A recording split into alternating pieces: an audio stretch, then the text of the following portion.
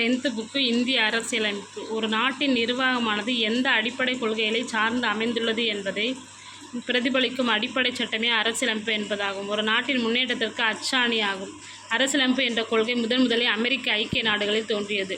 அனைத்து மக்களாட்சி நாடுகளும் தங்களை நிர்வகித்துக் கொள்ள ஒரு அரசியலமைப்பு சட்டத்தை பெற்றுள்ளன. ஒரு நாட்டின் குடிமக்கள் வாழ விரும்பும் வகையில் சில அடிப்படை கொள்கைகளை அரசியலமைப்பு வகுத்து கொடுக்கிறது. நமது சமூகத்தின் அடிப்படை தன்மையை அரசியலமைப்பு நமக்கு தெரிவிக்கிறது. இந்திய அரசியலமைப்பு உருவாக்கம் 1946ஆம் ஆண்டு அமைச்சரவை தூதுக்குழு திட்டத்தின் கீழ் உருவாக்கப்பட்ட இந்திய அரசியல் நிர்ணய சபையால் இந்திய அரசியலமைப்பு உருவாக்கப்பட்டது. இச்சபையில் 292 மாகாண பிரதிநிதிகள், 93 சுதேச அரசுகள் நியமன உறுப்பினர்கள், மாகாண முதன்மை ஆணையர்கள் சார்பில் 3, பலுச்சிஸ்தானின் சார்பில் 1 என மொத்தம் 389 உறுப்பினர்கள் இருந்தனர். அரசியல் நிர்ணய சபையின் முதல் கூட்டம் 1946ஆம் ஆண்டு டிசம்பர் 9ஆம் நாள் நடைபெற்றது.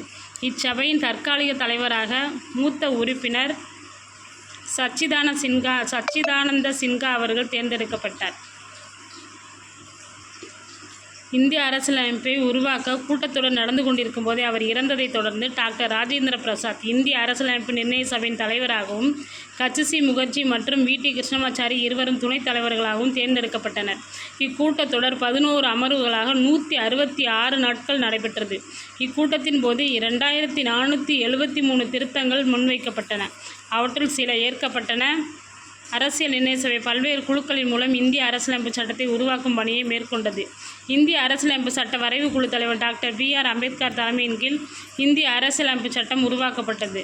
எனவே அவர் இந்திய அரசியலமைப்பின் தந்தை என அறியப்படுகிறார்.